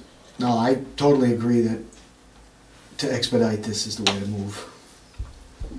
You know, if we can do these things simultaneously, that would be beneficial, I think, only from the standpoint that we want it to be stabilized relatively quick and not wait. You know. Those, Well, a request to determine applicability filing could be put together and submitted for the Pretty quick. start of next week. Yeah. And then the commission would have a meeting on October 2nd, which is still fully within the growing season. Yeah. If you wish to allow I mean, you could direct, we've got the erosion control in place, you could direct Mr. Marsh that he could be allowed to proceed with whatever work he needs to do Yeah. to facilitate the putting in of his well, and just wait until October 2nd in anticipation of issuing a negative determination with conditions option number 3, which will more than likely just involve, again, appropriate erosion control and stabilization with vegetative cover, which is more than likely what his intention is anyway, in terms of putting the lawn in. Those compensatory device, or whatever they are, the I think they're water infiltration chambers, I believe. I think for roof runoff. yeah, well, those are already in, so I'm not gonna worry about that.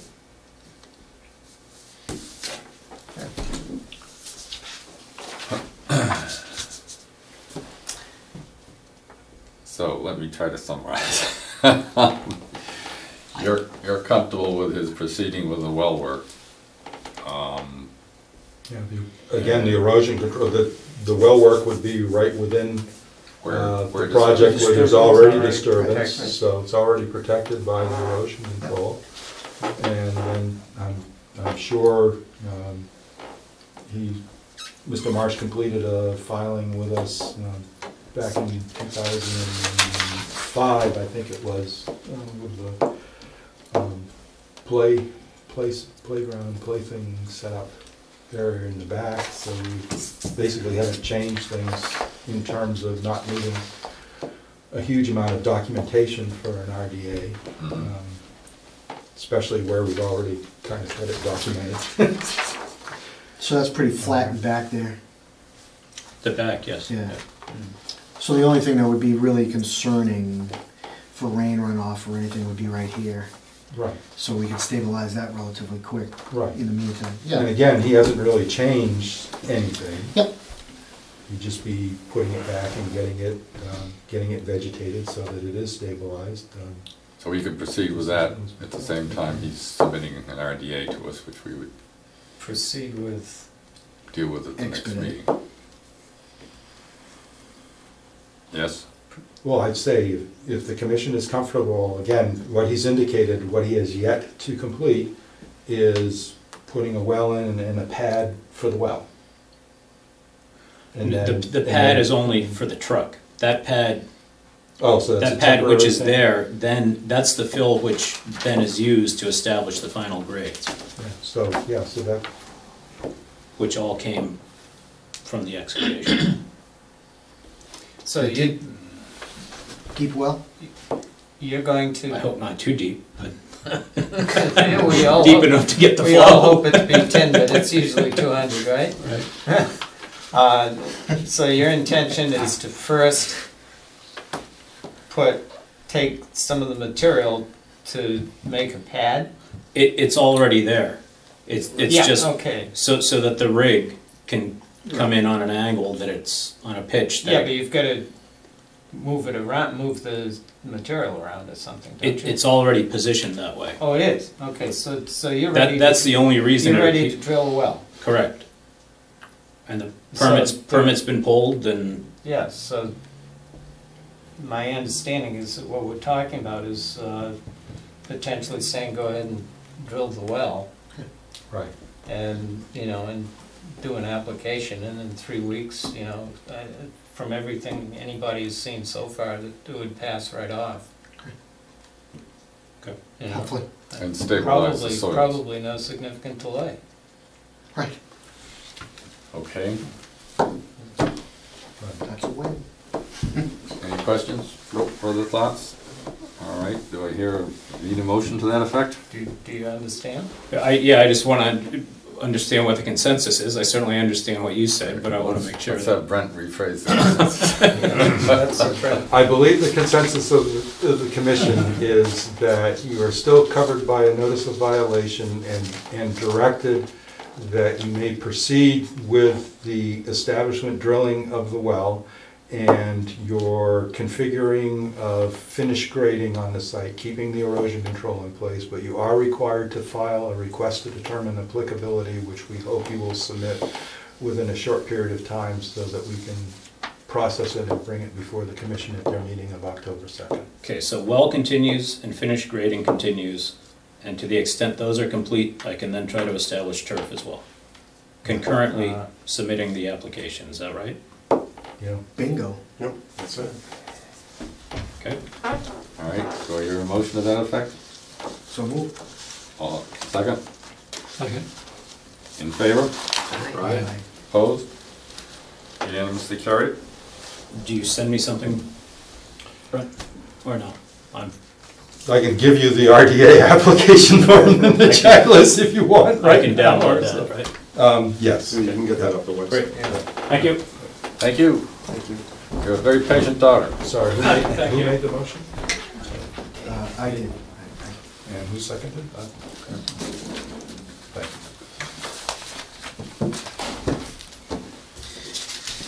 Well, Did you need to vote on the, or did we just do it, on the approval of the notice of violation? Resist. Good question. you. No, that isn't, no. Okay. I mean, in a sense, you just did Well, it. Yeah, it's really only with enforcement orders that you really need confirmation and signing it, per se. We haven't gotten to that point yet on this. I was hoping we wouldn't get to that point. did he fly in the first thing twice? Sorry. Did he fly in the Concom's place twice? This is actually the third time. Yeah. So The first time was apparently inauspicious use of herbicides in regards to the stream corridor and the wetlands at the back of the property. And that was under Tim Puritan's time with you folks. And then with me, it was the construction and excavation of a crushed gravel pad area, just like 20 feet, I think, off of the edge of bordering vegetated wetlands at the back of this property. where is that? Well, let's hope there's not a next time. Back in here? Is that far What? ahead. that what you were just talking about? Where the, actually, we should be able to see it. On that? Yeah, see that right there? This is forested wetlands right back here. So what's he got, a little So how did gazebo this out come to there? your attention? We won't go there. Let's just say every so often I drive to the boundaries with adjoining communities on certain roads and just take a look at. Whenever there's an excavator in the front yard, it always attracts my attention. Perambulating the bounds, as they say in West Newbury. Every year, the selectmen have to walk the boundaries of I West wonder what's Newbury. next. Yeah, come with fence Maintaining it. surveyors. What permission was he talking about for well drilling? Who gives that? I don't know. I've been tasking Well, that Board for- Board of Health, I would assume, if there is. Yeah, I don't know. Would that be considered When it's- construction? I don't know when it's Board of not. Health, but, I don't believe it's Planning for board. potable water, but I'm not 100% Oh. sure. It well, might then be. there's nothing. So he wants that for irrigation? Drinking? Portable, what's a portable means? Potable? Well, it may be for, I really don't know. He just said he was drilling a well. But Maybe apparently he cheaper just than wasn't water thrilled bill. with the Well, amount yeah, of increase in absolutely. water. The way it's gone up, That is yeah. $500. Yes, it does it like, They should have water pretty Monthly fast. That's probably a smart choice. Cheaper to drill a well now and pay the water bill. That's right, if you want, especially if you want to irrigate, yeah. Yeah, for irrigating. Mhm. If he ain't gonna go that deep, I wouldn't drink out of that. Not if he's gonna be freaking putting pesticides and stuff on it. Wait. All right. Do we have any status reports, permits, or enforcement matters to deal with?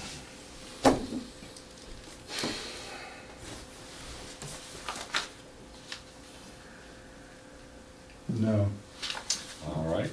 Anything else for the good of the commission or the town? Don't believe so. Brent asked me earlier if I wanted to say something about this being 9/11, and I said not at the beginning of the meeting.